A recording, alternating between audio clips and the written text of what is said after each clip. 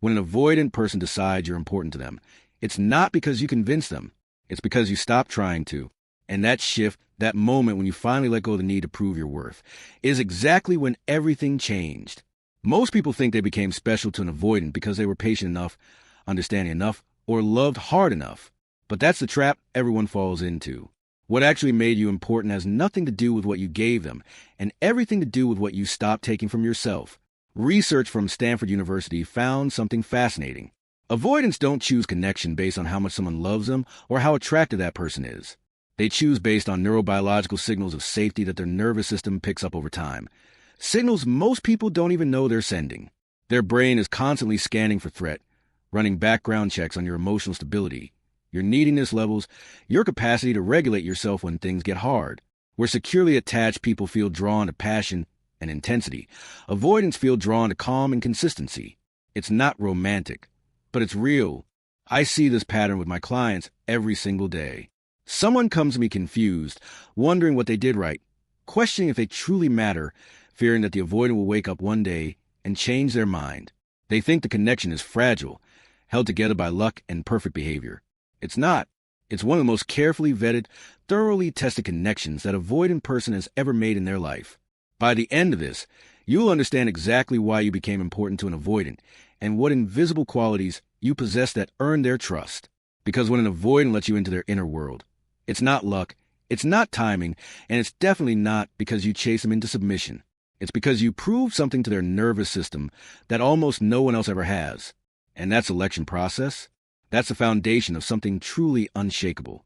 If you want to understand why you became important to an avoidant, you first have to understand what they're filtering for in every single interaction. Avoidant attachment develops in childhood when a child learns that emotional expression gets met with rejection, dismissal, or being seen as weak. Maybe their caregivers were emotionally overwhelmed and couldn't handle the child's needs without making the child feel guilty. Maybe they were shamed for wanting attention or told they were too sensitive when they needed comfort. Maybe affection only showed up when they performed well or achieved something, so the child adapts to survive. They learn to scan people for signs of emotional instability or neediness. They become experts at spotting who will demand more than they can give. Fast forward to adulthood, and that same person now experiences most relationships as exhausting and potentially dangerous to their sense of self. When someone tries to get close too quickly, their brain doesn't register romance. It registers danger. The key to understanding your importance isn't assuming you did something special. It's realizing you consistently didn't do the things that trigger their alarm system. Avoidants don't fall for grand gestures or passionate declarations. They're moved by quiet reliability, steady presence, and emotional self-sufficiency. Here's what most people get completely wrong. They think if they became important, it happened because they chased hard enough or stuck around long enough to wear down the walls. But that's not how trust gets built with avoidants. Avoidants choose people through observation, not persuasion. They choose by watching what you do when things get hard. So when you responded to their withdrawal with calm instead of panic, when you gave them space instead of demanding explanations, that was incredibly significant. For them, your emotional regulation isn't just attractive, it's proof you won't destabilize their carefully maintained inner world. Avoidants have been burned by people who seemed stable at first, but became emotionally volatile later. So if you stayed consistent when they pulled back, if you gave them space without making them feel guilty, that's not you being passive. That's you demonstrating the exact quality they've been searching for their entire life. They're testing to see if you'll respect their boundaries or punish them for having different needs. Another powerful reason you became important is that you stopped editing yourself to please them. Avoidants are hyper-aware of performance and inauthenticity because they spent their life performing to earn conditional love. But when you became special, you showed up as genuinely yourself, complete with flaws and boundaries. You might have set a clear boundary, expressed a need directly, or admitted when you were frustrated. A study from the Journal of Social and Personal Relationships found that avoidants develop trust specifically with partners who demonstrate emotional autonomy and don't require constant validation. This process requires them to witness your self-sufficiency repeatedly over months.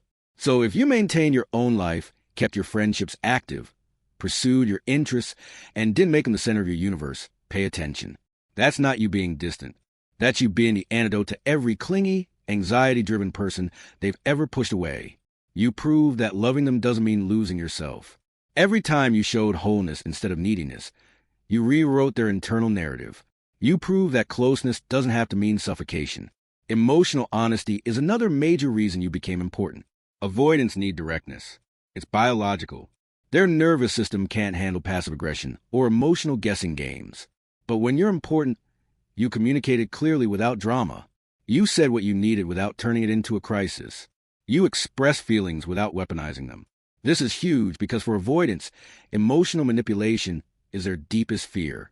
So when you spoke honestly without guilt-tripping, without silent treatments, without making them guess what was wrong, it meant you were operating from a place of strength. You were choosing adult communication over childish games. The fact that you could be vulnerable without being a victim, that's how they knew you were different. You became important because you have your own secure attachment foundation, whether naturally or through healing work. Avoidants are drawn to people who don't need them to complete their identity. They'll test commitment without realizing it, pulling back to see if you'll spiral, going silent to see if you'll create drama. Every time you responded with healthy self-soothing instead of anxious pursuit, you passed their evaluation.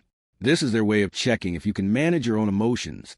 So when you regulated yourself, even in disappointment, it was a declaration. It told them this person is safe. Consistency is why you became irreplaceable. You showed up reliably, often without realizing you were building something profound. You didn't love bomb them, then disappear. You didn't oscillate between hot and cold. Every time you texted when you said you would, showed up when you committed, or followed through on small promises, you deposited trust into their emotional bank account. And over time, they started to believe you. The skepticism began to soften. They began to associate you with peace instead of pressure. When you consistently showed up as the same person, whether things were good or tense, something fundamental shifted. They stopped waiting for the other shoe to drop. They started seeing you as proof that safe love exists. Let's be honest about something important. Understanding why you became important doesn't mean the relationship will always feel validating. If you crave frequent verbal affirmation, constant emotional availability, and passionate declarations, being important to an avoidant might still leave you feeling unseen sometimes. And that's okay, because relationships aren't about one person changing completely to match the other. It's about deciding whether the way they value you aligns with how you need to feel valued.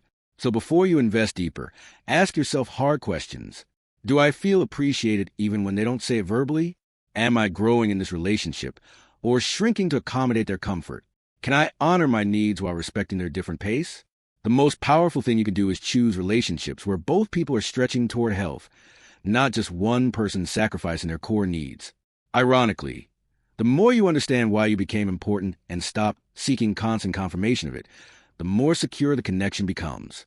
Because now you're no longer anxiously monitoring their every move for proof of their feelings. You become someone who trusts the foundation you built together. And in that confidence, something beautiful happens. They relax deeper, not because they have to prove themselves, not because you demanded it, but because they genuinely feel safe. That's the truth about being important to an avoidant. You earned it by being the most secure version of yourself, which gave them permission to lower their defenses without fear. If this video helped you understand why you became important, I invite you to pause and reflect on what qualities in yourself made that possible. Recognizing why you matter to someone else starts with owning your inherent worth first. Remember, real love isn't about chasing, convincing, or constantly earning your place.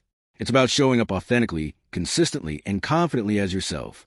If you're navigating a relationship with an avoidant partner, stay grounded in who you are, stay proud of the emotional work you've done, and most of all, stay connected to your own value independent of their validation.